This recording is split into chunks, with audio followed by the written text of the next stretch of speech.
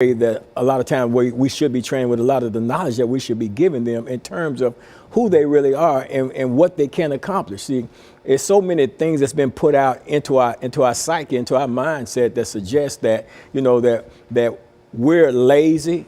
Now, let me say this, Dr. Haney. Now, when Americans were slaves in this country, we was the most valuable resource. We was a hot commodity over here. Now, when slavery ended, how did the people that worked so hard were the best of the best, the cream of the crop, that brought the most money on the auction block, how did we all of a sudden become so unvaluable? That how did this person, this good buck that could go and impregnate all these women and that could go and glean a field and stuff, now all of a sudden slavery is over and he's lazy, no good for nothing, nobody. You know, so that thought process was impregnated in our mindset, and we latched onto that stuff instead of looking at it. Wait a minute, and somebody should have been like analyzing this. Why is this change taking place now, as opposed, why am I different now on this side of slavery than I am on this side of slavery? So those are some of the things that has been injected into our thinking process and our thought processes that keeps us from developing as a people. And I think socially we got to make our youth understand who they are and what they can accomplish in life once they learn who they are, you know, because, you know, we're not these lazy, no good, insignificant people that we've been taught to believe that we are. We're not the people that, you know, there was a time that, you know, you got to think about it, Dr. Haney, during slavery, we had to stick together. We survived, our race of people survived slavery because we had to stick together. We had to look out for one another. We had to provide for one another. We had to do for one another. We had to stick together. Now all of a sudden we on this side of slavery, we hit Jim Crow and all this, and now we don't stick together. You know, is it that we really don't stick together, or is it because we have been indoctrinated through some systemic design to make ourselves believe that we don't stick together to the degree that we actually don't do it? In other words, we work out to be our own worst enemies. Absolutely. In a real sense. Go on. Yeah, and we do that, Dr. Haney, by actually feeding into stuff that's being told us rather than analyzing what's being said. You know, because how is it that, you know, when we come out, you think in terms of when you come out of slavery and you had blacks that was beginning to own businesses and we had to buy and sell from one another and stuff like that. Well, you know, it was a trust thing that had to be implemented in there that says you can't trust your fellow black man to sell you the product at a reasonable price, but not mentioning the fact that he can't sell you the product at the price that you can go get it from the white guy, because the white guy was getting true wholesale and the black man wasn't getting true wholesale. So if his price was marked up when he bought it, then he's gonna have to mark his price up in order to have a profit margin. So, and then that same thing could possibly exist today. And I know this because there are certain companies that I deal with, and I sell clothing, and there's that's companies that I get true wholesale prices from.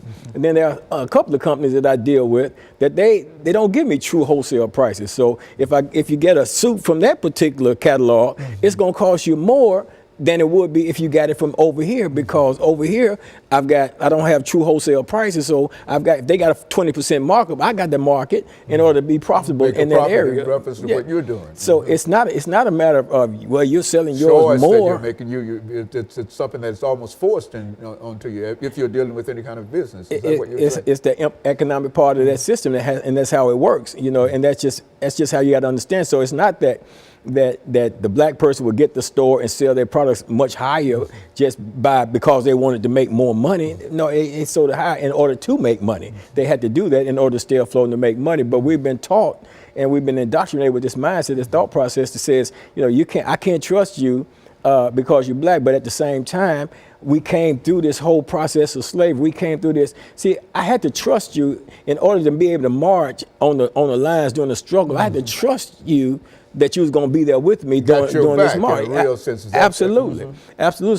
So if I had to trust you, if trust bind us together to make us push forward to bring about some changes in the political spectrum in this country, then I had to have that same measure of trust when I'm dealing business with you as well. So you can't tell me I can trust you if we marching, but I can't trust you if you open the store.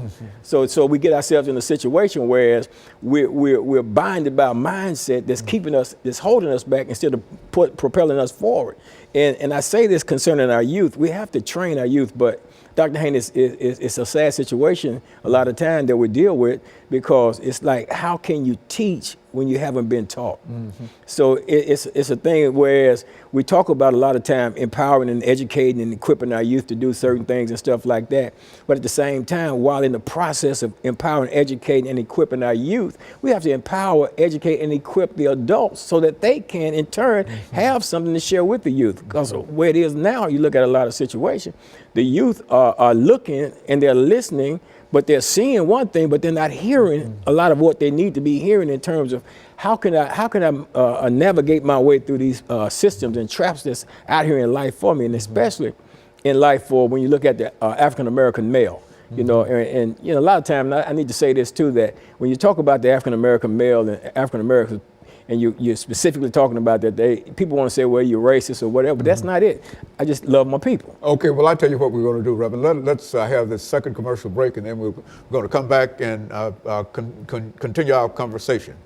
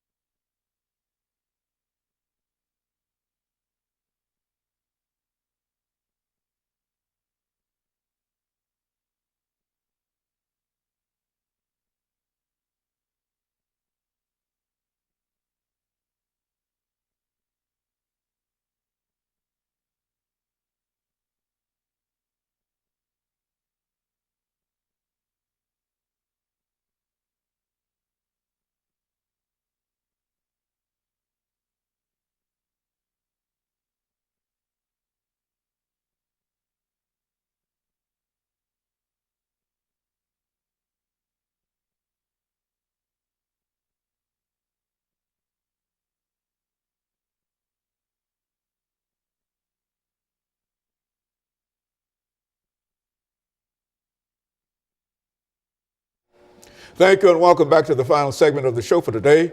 We're talking to Pastor K. Walker, and he's given us some information of dealing with the political, social, and economic aspects of the African American and how the African American can be empowered through learning and the knowledge of himself. And so, Pastor, let's see if we can pick up where we left off the last time, but especially I'm concerned about not only the African American race, but I'm also concerned specifically about young African American males in the African American race. What can we say in reference to what they should do? You know, Dr. Haney, I firmly believe that the man is supposed to be the head. He's supposed to be the shield, the protector, the covering. You know, he's supposed to be the strength, you know, of the family unit, you know, and if you can weaken the strength, if you can destroy the strength of the family unit, then you can destroy the family unit. You know, you can pretty much hold anything else, you know, at bay. You know, the Bible says if you bind the strong man, you know, if you bind the strong man, whatever is in the house, whatever goods, you can spoil his goods and everything like that.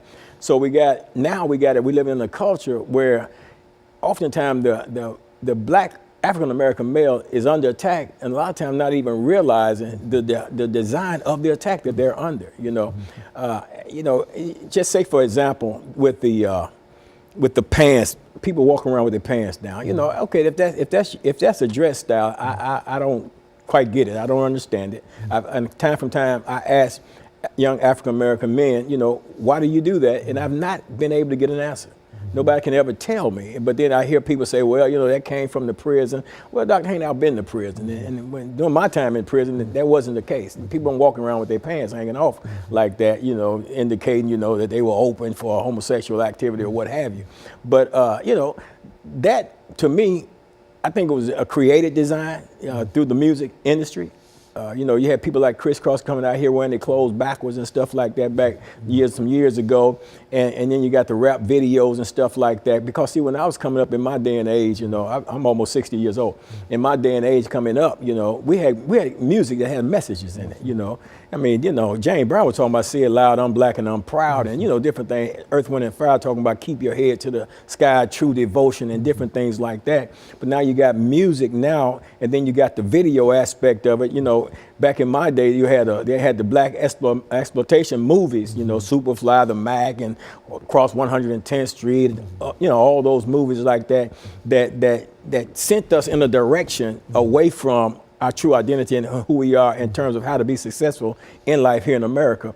And now that worked, but when you had the music of the OJs counteracting the movies, the music of the OJs counteracting the movies, then the system found a way to put the music and the movie together, and they call it video. And then they took the lyrics and changed the lyrics, and they call it rap. And a lot of the raps, the dirtier the rap is, the more garbage it spits out, the more degrading it is toward our women, the more violence it shows, the more sexual immorality it shows and things like that, the more money the artists are making.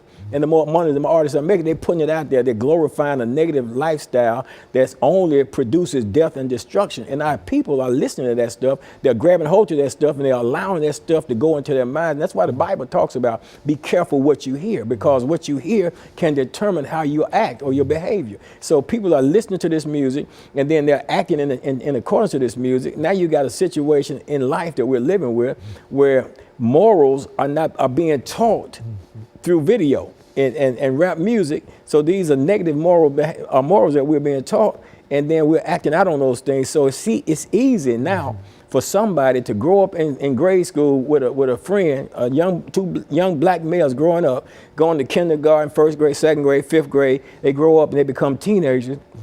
One pulls a gun and shoots the other one in the head, blows his brains out without any even thought about it, because of what's been the thought process that's been injected into us through this particular medium. And we have to wake up and see. That's why I say it's so important about training our children, man, because our children need to be taught the right way to do things. It used to be you could get in a fist fight, Dr. Haney, you get up and y'all still friends, next day or two and stuff like that. But now it's like there's such a fear factor going on. And when you see a black man, walking around nowadays, you got his pants dripping down, you got his mouth, full of gold and stuff like that. You're all dreadlocked down, your clothes all big and loose and stuff like that. And it's a fear. It's designed to put a fear factor in there, because now they're showing you doing all these negative things, and then when you do these things, now you got American society running around afraid of you when they shouldn't be afraid of you.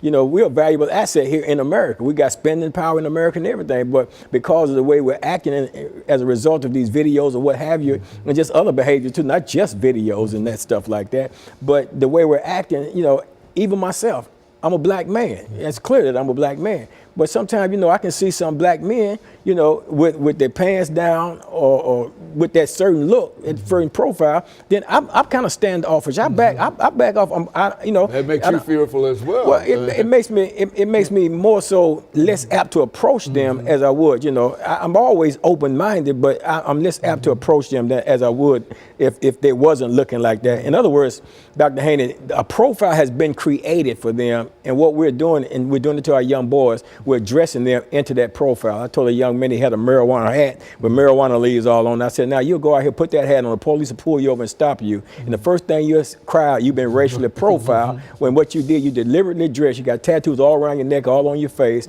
you got a hat with marijuana on, you got your pants hanging down, big old shirt on. You just profiled yourself, and then you're gonna blame the police for profiling. You know, you fit the image that they created, that the system created for you. So when you step out into the system with that image, the system snatches you up, because you're more likely to be the one that'll do this crime than somebody like me walking down the street with a suit on.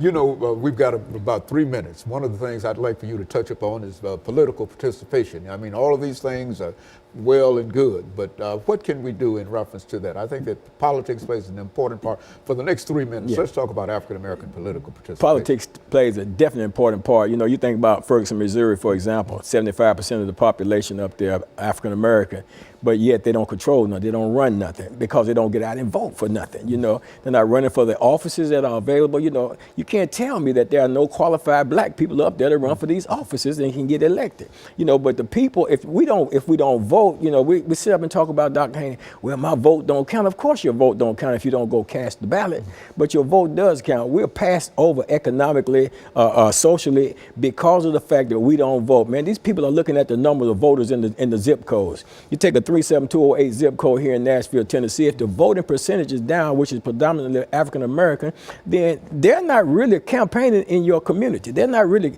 caring what happens, because you're not caring enough for yourself to go out and try to vote the best possible candidate into office. So now we don't get the services that we need in our area. And the reason why we're not getting the services that we need in our area is because we're not attracting the attention of the politician to our area through our active participation in the voting process. And until we get it in our mind that we got to get out here and get actively involved in politics, and not just wait till some black guy run for president to get interested in politics, or some friend of your family that you know, that your mother knows somebody going to run for office. Now all of a sudden you turn out of politics. No, you need to learn this stuff. You need to get involved in this stuff, find out what's going on and how you can participate in the process. If you're not registered to vote, I encourage people every Sunday in my church, go out, get registered to vote. If you're an ex-offender, you've had your voting rights taken away from you, go find 7 people, get them registered to vote, and let's show the system. And I would say this to ex-offenders, you know, ex-offenders, if all the ex-offenders will come together and create a block, we could get some attention. We can make the system look at us. I say us because I'm an ex-offender. We can make the system look at us, because does the system know that you got 10 ex-offenders or 20 ex-offenders, 1,000 ex-offenders that have the potential to go out and get 7 people registered to vote that vote their interest. That's a scary thing for any politician, and they're going to take notice of you. So in a real sense, the empowerment of African Americans has to do with social empowerment, economic empowerment, and political empowerment. And one of the most obvious and most immediate things is political empowerment. Absolutely. Because I think that if you talk about political empowerment, you can bring all of those other things together. And you absolutely can. The most important thing is registering and voting. Absolutely. Is that what you're saying? Yeah, absolutely. If we empower ourselves politically, we can affect ourselves economically, because at the same time, the people know that you're going to have to do something in terms of opening up some kind of job arenas for us. Get rid of these food deserts. You know, you build this great thing down here, you go down and tear out Preston Taylor Project. It's a big grocery store down there, but you don't put a grocery store down there. Nobody puts a store. Okay, and of course, Pastor, let me end this show for today. And thank you for the information, excellent information that you've given us. And let me encourage our audience to tune in again next week for another informative edition of Comments. Thank you and good morning.